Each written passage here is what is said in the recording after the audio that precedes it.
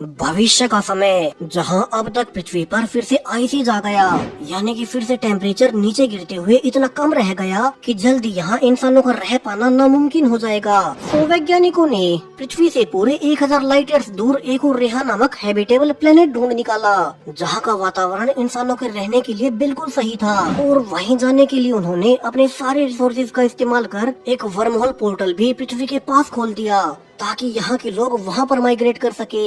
अब रेहा प्लेनेट जिस solar system में मौजूद है, उससे रेहा और पृथ्वी दोनों ही ग्रहों में बहुत बड़ा टाइम डायलेशन का फर्क आता है। जहाँ जब तक हमारी पृथ्वी पर सिर्फ 1 साल बीतेगा, तो उतने ही समय में रेहा प्लेनेट पर 18 साल बीत जाएंगे। अब जैसा कि होना ही था, वर्महोल पोर्टल के पूरा बनते ही पृथ्वी से पहले सारे अमीर लोग रेहा प्लेनेट पर शिफ्ट होने लगे, क्योंकि पृथ्वी ग्रह के हालात लगातार बिगड़ते जा रहे थे। और पृथ्वी पर अब सिर्फ वे ही लोग बचे हैं जिनके पास रेहा तक जाने के पैसे नहीं थे। इसलिए ही अब पृथ्वी पर बचे कुछ लोगों का यही मकसद बन गया कि वे अपनी पूरी लाइफ टाइम में इतने पैसे कमा ले कि वे रेहा तक पहुंच सके। अब धीरे धीरे उस पोर्टल को खुले हुए 50 साल बीत चुके हैं, लेकिन रेहा पर रहने वाले लोगों के लिए वहाँ पर 900 साल बीत गए। सो अब वे खुद को पृथ्वी वासियों से अलग समझने लगे हैं, और उन्होंने फैसला किया कि वे पृथ्वी से और लोगों को रेहा पर नहीं आने देंगे, ताकि रेहा प्लेनेट पर ओवर पॉपुलेशन न हो। वैसे भी सारे अमीर लोग तो पहले ही वहाँ जा चुके थे, तो गरीब लोगों से उन्हें कोई फर्क नहीं पड़ता।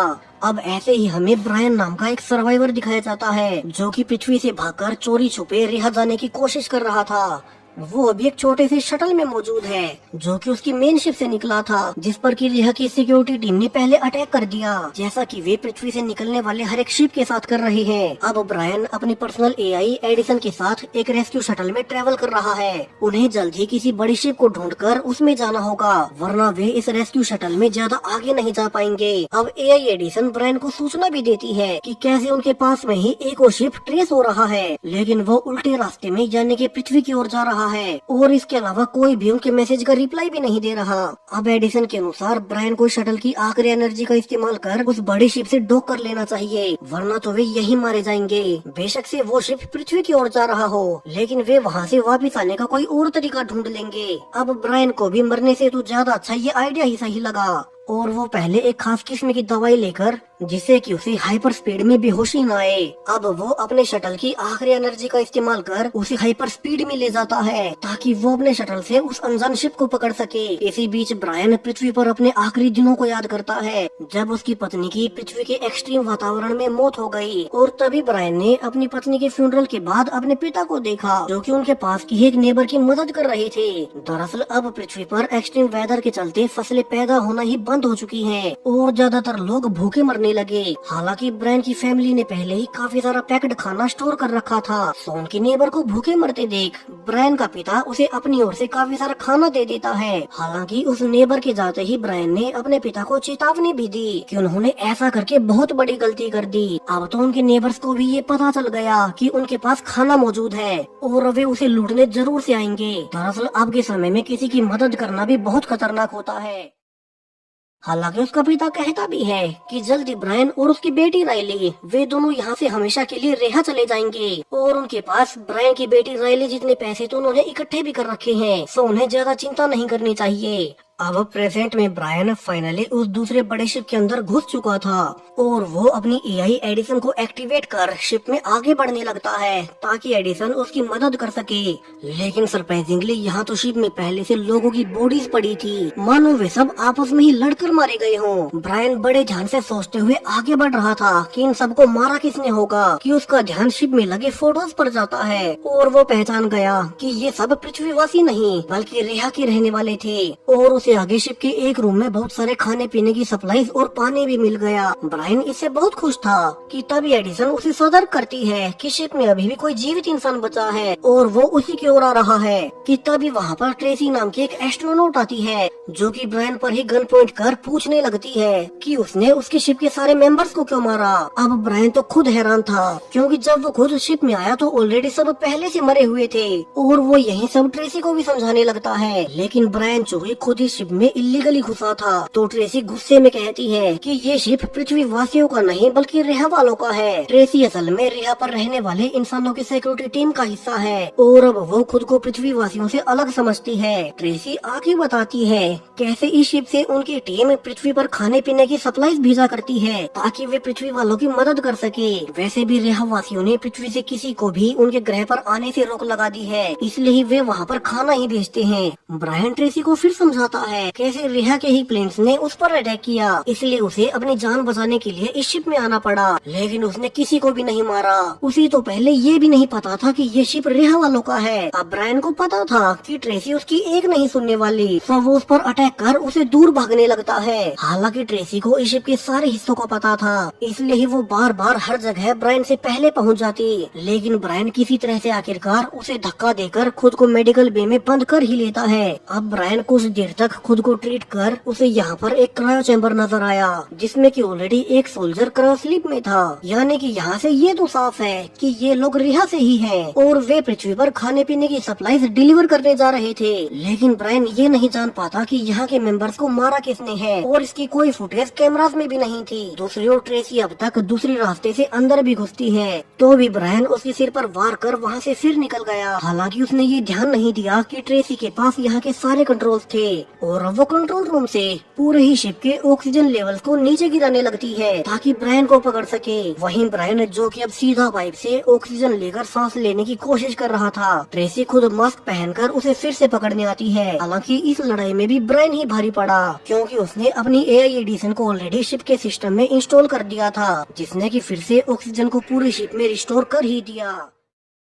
अब ब्रायन को कंट्रोल रूम में आने के बाद AI एडिशन से पता चलता है कि कैसे रिहा प्लेनेट वालों ने कभी आर्टिफिशियल इंटेलिजेंस को आगे बढ़ाया ही नहीं, इसलिए ही वो इस शिप का सब कुछ कंट्रोल नहीं कर सकती। उसके पास थोड़े बहुत कंट्रोल ही है। ब्रायन समझ चुका था कि रिहा वाले लोगों के लिए पृथ्वी से निकले 900 साल बीत चुके हैं, इसलिए उनकी सिविलाइजेशन पृथ्वी के इंसानों से बहुत अलग हो गई। अब उसकी AI एडिशन शिप के सिस्टम को पूरी तरह से कंट्रोल नहीं कर पाती, तो ब्रायन खुद उसे मैनुअली चेक करने लगता है। तो वहीं अब तक ट्रेसी गेट पर आकर लगातार चिल्लाई जा रही थी कि ब्रायन शिप के कंट्रोल पैनल को बिल्कुल न छेड़े। ब्रायन गुस्से में कहता भी है कैसे तुम रेहा वाले लोग भी कभी पृथ्वी से ही गए थे, लेकिन अमीर होने के चलते तुम पहले रेहा पर पहुंच गए और फिर तुमने डिसाइड किया कि तुम अब पृथ्वी से और लोगों को रेहा पर नहीं आने दोगे, बेशक से वे पृथ्वी के साथ खत्म ही क्यों न हो जाए। रेहा के शिप्स पृथ्वी से आ रहे शिप्स को शूट करते रहे हैं, इसलिए वो उसकी एक भी बात नहीं मानेगा। और ये कहकर अब ब्रायन खुद से ही कंट्रोल बटन्स को दबाकर देखने लगता है कि वो कैसे इन सबको कमांड कर पाए, लेकिन ऐसा करके उसने बहुत बड़ी गलती कर दी। उसके कंट्रोल पैनल को छेड़ने से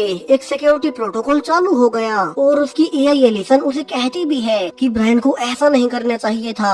पूरा शिप अचानक से ही और तेज स्पीड में चलने लगता है, जिससे ब्रायन को बेहोशी होने लगी और वो पृथ्वी पर बिताए अपने आखिरी दिन को याद करता है। कैसे ब्रायन अपने पिता के साथ अपने खेत से वापस पैसे निकाल रहा था, वे पैसे जो कि उसने अपनी बेटी राइली को रेहा भेजने के लिए इकट्ठा किए थे। हालांकि राइली स्केप्टिकल थी कि वो उन्हें छोड़कर अकेली कैसे जाए, मगर ब्रायन समझाता है कैसे वो भी उसके जाने के बाद अपने लिए कुछ ही सालों में पैसे इकट्ठे कर लेगा और शायद से आने वाले 10 सालों में वो भी उसके पास रेहा पहुंच पाएगा। अब वे बातें कर ही रहे थे कि उनका सिक्योरिटी अलार्म बज उठा। ब्रायन जल्दी से राइली को पास के कंटेनर में छुपने का कहकर खुद अपने वेपन्स लेने लगता है। अब प्रेजेंट में वापस होश आने पर AI एलिसन ब्रायन को रिवील करती है कि कैसे जब उसने कंट्रोल बटन्स को छेड़ा तो शिप को पहले से किसी ने एक खास लोकेशन के लिए नेविगेट कर रखा था। दरअसल किसी ने इस शिप में पहले से कमांड डाल रखी थी कि ये शिप पृथ्वी के पास जाते ही वहाँ पर मौजूद स्पेस सेंटर से टकरा जाए। वो स्पेस सेंटर जहाँ की बचे कुचे पृथ्वीवासी रहते हैं और इस शिप के साथ उस स्टेशन पर रहने वाले सभी लोग मारे जाएंगे। अब ब्रायन समझ चुका था कि इस शिप को पहले से किसी ने उस स्टेशन से टकराने के लिए सेट किया हुआ है और उसी ने इन सभी मेंबर्स को भी मारा होगा, तो वो खुद इस शिप को रोक नहीं सकता। अब ब्रायन जल्दी से बाहर जाकर ट्रेसी पर टूट पड़ता है कि पहले तो वे सिर्फ पृथ्वी से रिहा जाने वाले लोगों को ही मार रहे थे, मगर अब तो वे पृथ्वी पर रह रहे लोगों को भी मारना चाहते हैं। और ट्रेसी जल्दी से शिप की लोकेशन को चेंज करे, वरना उस स्पेस स्टेशन पर मौजूद हजारों लोग मारे जाएंगे। अब ट्रेसी उल्टा ब्रायन से कहने लगती है कि ये सब रेहा वालों ने नहीं किया, वे तो उल्टा पृथ्वी वासियों के लिए खाना लेकर जा रहे थे कि तभी उन्हें शिप पर ऐसा कार्गो मिला जो उन्होंने नहीं रखा था। और जब वो क्रायोस्लीप में चली गई ताकि बाकी मेंबर्स उस कार्गो की जांच कर सके कि अचानक से उसकी आंखें खुली तो उसने पाया कि बाकी सब मर चुके थे और उनके घायल कैप्टन डेकर ने उसे बताया कि कैसे पृथ्वीवासी रेहा पर अटैक कर रहे हैं, इसलिए उसने शिप के सिस्टम को खुद बंद कर दिया है। और जब तक ट्रेसी सिस्टम की जांच कर पाती कि उसे शिप में ब्रायन दिखाई दिया, इसलिए ही उसे शुरू में लगा था कि उसी ने उसके मेंबर्स को मारा होगा। वैसे भी पृथ्वीवासी रेहा पर अटैक करते ही रहते हैं। अब ब्रायन फिर से यकीन दिलाता है कि वो तो बाद में अंदर आया जब तक कि यहाँ के सारे मेंबर्स ऑलरेडी मर चुके थे और उसने कुछ नहीं किया। अब वो ट्रेसी को मेडिकल बे के क्रायोस्लीप में सो रहे उसके कैप्टन के बारे में बताता है जिसे कि उसने शुरू में देखा था। तो ब्रायन के अनुसार ये सब उनके कैप्टन ने ही किया होगा। अब एआई एडिसन उन्हें बताने लगती है कि अगर उन सब को बचना है तो उन्हें साथ मिलकर काम करना होगा। वहीं जल्दी आगे स्पेस मीटियोराइट्स आने वाले हैं जो कि इस शिप से टकराकर इसे डैमेज कर देंगे, तो वे जल्दी कोई फैसला ले। अब दोनों जल्दी से इंजन रूम में जाते हैं जहाँ की एआई एडिसन के अनुसार ट्रेसी को मैनुअल कंट्रोल्स को अपने हाथ में लेना होगा वरना वे इस शिप की दिशा को बदल नहीं सकते।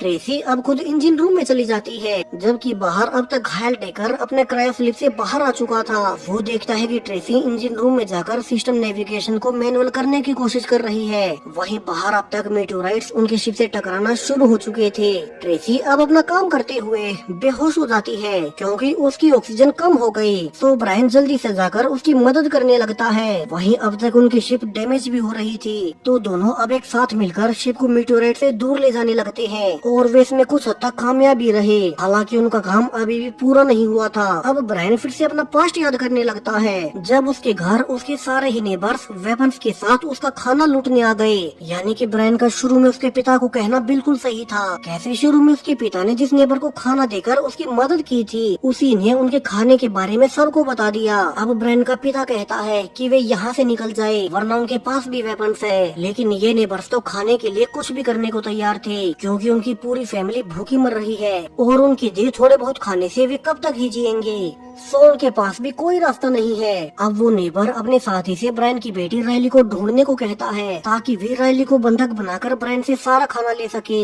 और जब एक आदमी उसी कंटेनर की ओर गया जहाँ की रायली छिपी हुई थी, ब्रायन और उसका पिता नेबर्स पर गोलियां चला देते हैं। और आखिर में रायली जब बाहर देखने आई कि कहीं उसके पिता और दादा को चोट तो नहीं लगी तो वही नेबर औरत अब अपने साथियों को मरा हुआ देख रायली को ही गोली मार देती है। हालांकि ब्रायन ने उस नेबर को मार भी दिया मगर अब तक बहुत देर हो चुकी थी। उसने मरने से पहले रायली को गोली मार ही दी।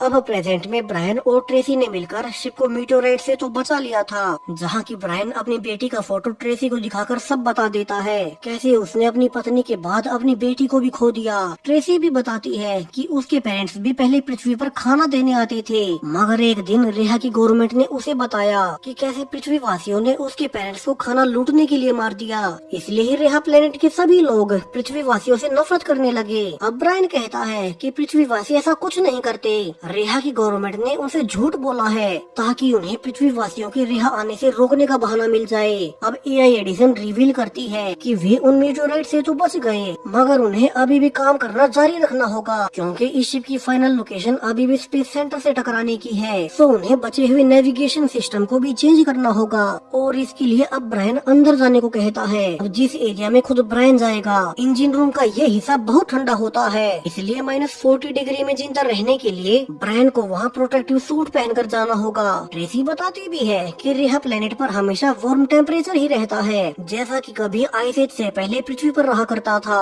मगर ब्रायन ने तो अपनी पूरी लाइफ टाइम में इतना गर्म वातावरण कभी नहीं देखा। सो वो एक न एक दिन रेहा पर जाने का कहकर ब्रायन इंजन रूम में चला जाता है। दूसरी ओर यहाँ के कैप्टन डेकर का तो कुछ और ही प्लान था। वो जल्दी से बाहर जाकर इंजन रूम के बटन को तोड़ देता है ताकि ब्रायन जो कि अंदर गया था वो बाहर ना आ सके। यहाँ ट्रेसी उसे रोकने की कोशिश भी करती है कि वो ऐसा क्यों कर रहा है, वो तो उन्हीं की साइड में था। और यहाँ से कैप्टन डेकर अब ट्रेसी को सारी सच्चाई रिवील करना शुरू करता है। दरअसल शुरू से लेकर अब तक उनकी शिप के सारे मेंबर्स का मरना और इस शिप की लोकेशन का पृथ्वी के स्पेस सेंटर से टकराना, उस लोकेशन का डालना, वो सब कुछ उसी ने किया था। और इन सब के पीछे रेहा की गवर्नमेंट की चाल थी। वे जानबूझकर ऐसा एक्सीडेंट करवा देते और इसका नाम पृथ्वी वासियों पर लगा देते। दरअसल जब पृथ्वी से शुरू में रेहा पर अमीर लोग गए थे, तो उन्हें ये लगने लगा कि कहीं आम लोग भी वहाँ न पहुँच जाए। इसलिए उन्होंने आने वाले समय में ऐसे झूठे बहाने बनाकर पृथ्वी से आ रहे लोगों से सबको नफरत करवानी शुरू कर दी। और तभी से वे पृथ्वीवासियों के शिप्स भी गिराने लगे। और अब जब ये शिप पृथ्वी के स्पेस सेंटर से टकराएगा तो वहाँ मौजूद सभी लोग मारे जाएंगे और यहीं से पृथ्वी और रेहा के बीच परमानेंट दुश्मनी बन जाएगी। जिसके बाद रेहा की गवर्नमेंट के पास एक पक्का बहाना होगा उस वर्महोल पोर्टल को हमेशा के लिए बंद करने का। और इसलिए ये मिशन बहुत सारे पैसों के बदले में कैप्टन डेकर ने करने का फैसला किया। इसलिए ही वो खुद मेडिकल बे के क्रायोस्लीप में था ताकि वो टक्कर लगने से कुछ समय पहले जग जाए और शिप से निकल जाए। अब कैप्टन डेकर ये कहकर ट्रेसी को जान से मारने लगता है, क्योंकि वो पहले बाकी मेंबर्स को मारते हुए ट्रेसी को मारना भूल गया था। वहीं इंजन रूम में अपना काम करने के बाद जब ब्रायन दरवाजा खोलने की कहता है तो दरवाजा नहीं खुलता, क्योंकि बाहर तो ट्रेसी डेकर से लड़ने में बिजी थी। सो ब्रायन अब खुद की जान बचाने के लिए पीछे के रास्ते से निकलने लगता है। हालांकि यहाँ का रास्ता कुछ ज्यादा ही संकरा था, तो उसे अपना प्रोटेक्टिव गियर भी उतारना पड़ा और ठंड से मरते हुए वो अपनी आखिरी ताकत लगाकर आखिरकार मेन शिप में आकर बेहोश हो जाता है। वहीं अब तक ट्रेसी ने भी डेकर को मारकर बेहोश कर दिया था और वो जल्दी से बेहोश ब्रायन को मेडिकल बे में लाकर उसे गर्म करने लगती है। यहाँ AI एडिसन उसे एक अच्छी खबर भी देती है कि ब्रायन ने वापिस आने से पहले इंजन रूम में अपना काम पूरा कर दिया था और उन्हें अब बस सिस्टम को रिबूट करना होगा, जिससे कि वे शिप को खुद से नेविगेट कर पाएंगे और उस एक्सीडेंट को टाल पाएंगे। अब कुछ देर बाद ब्रायन को भी होश आ गया और ट्रेसी ब्रायन को सारी सच्चाई बताने लगती है, कैसे सब कुछ कैप्टन डेकर ने ही किया था और उसे ऐसा करने के लिए रेहा के ही गवर्नमेंट ने कहा था, ताकि वे जानबूझकर रेहा और पृथ्वी के बीच परमानेंट दुश्मनी करवा सके और उस वर्महोल पोर्टल को ही बंद कर दे। हालांकि अब उसने कैप्टन डेकर की सारी बातों को रिकॉर्ड कर लिया, जिस वीडियो को वो इस शिप के रिबूट होते ही रेहा के आम लोगों और पृथ्वी पर दोनों जगह पर शेयर कर देगी, ताकि उन्हें रेहा की गवर्नमेंट की सच्चाई पता चल सके। लेकिन इसके पहले उन्हें सिस्टम को रिबूट कर अपना काम पूरा करना होगा। यहाँ अब तक उनका शिप वर्महोल के बाहर पृथ्वी के पास निकल रहा था, यानी कि उन्हें वही दवा लेनी होगी जिससे कि वे होश में रह सके। अब ये दवा ब्रायन के पास तो थी ही, तो वो इसे पहले खुद और फिर ट्रेसी को भी दे देता है। तो वहीं कैप्टन डेकर फिर से होश में आ चुका था और वो ट्रेसी पर अटैक करने जाता है ताकि वे उसके मिशन को फेल न कर सके। अब ब्रायन पूरा कंट्रोल ट्रेसी को देकर खुद डेकर से लड़ने लगता है और इसी दौरान उसे अपना आखिरी दिन याद आया, जिस दिन उन नेबर्स की गोलाबारी में उसकी बेटी रायली मारी गई थी। वहीं रायली, जिसे कि रेहा भेजने के लिए ब्रायन की पूरी फैमिली ने अपनी लाइफ टाइम में कमाया था, मगर अब उसका कोई फायदा नहीं। हालांकि रायली ने मरने से पहले अपने पिता से आखिरी वायदा लिया कि वो खुद उसकी जगह रेहा प्लेनेट पर जाएंगे और रायली ने ही अपनी AI एडिसन को डेवलप किया था, जिसे कि वो अपने आखिरी पलों में अपने पिता को गिफ्ट भी करती है। और रायली को दफनाते हुए पहली बार ब्रायन ने AI एडिसन को एक्टिवेट किया और वो अब तक उसके साथ है, उसकी बेटी की आखिरी याद के रूप में। अब प्रेजेंट में AI एडिसन ही ट्रेसी की मदद कर रहा था ताकि वो शिप को वर्महोल से निकालकर रिबूट कर सके। तो वहीं ब्रायन दूसरी ओर डेकर से लड़ रहा था और चूंकि उसने पहले से दवा ले रखी है तो वो आखिरकार डेकर को हरा ही देता है। हालांकि अब तक भी उनका शिप रिबूट नहीं हुआ, तो ब्रायन खुद ही बाहर जाकर AI एडिसन की मदद करने लगता है और आखिरकार बिल्कुल आखिरी वक्त पर उन्होंने अपने शिप को स्पेस सेंटर से टकराने से रोक ही लिया। ब्रायन और ट्रेसी ने मिलकर सब ठीक कर लिया और अब चूंकि शिप पूरी तरह से उनके कंट्रोल में था तो वे उसी कैप्टन डेकर वाली वीडियो को हर ओर शेयर कर देते हैं, जिससे कि सभी लोगों को रेहा की गवर्नमेंट की सच्चाई पता लग गई। यानी कि अब बचे कुछ पृथ्वीवासी भी रेहा पर जाकर खुद को बचा पाएंगे और दोनों आने वाले 9 महीनों तक पूरी शिप को अपग्रेड करने लगते हैं ताकि वे उस वर्महोल से होकर रेहा तक पहुंच सके। और जब आज पूरे 9 महीने बाद उनका काम पूरा हो गया तो वे फाइनली वर्महोल में एंटर कर रेहा पर पहुंच ही जाते हैं। आज ब्रायन पहली बार रेहा प्लेनेट को इतनी पास से देख रहा था, जहाँ की आने का सपना कभी उसने अपनी बेटी के लिए देखा था। और अब तो यहाँ पर बाकी पृथ्वीवासी भी आ पाएंगे। और इसी हैप्पी एंडिंग के साथ ये साईफाई मूवी यहीं पर खत्म हो जाती है। सो चैनल को सब्सक्राइब करें और भी ऐसे ही आने वाले वीडियोस के लिए। Thank you.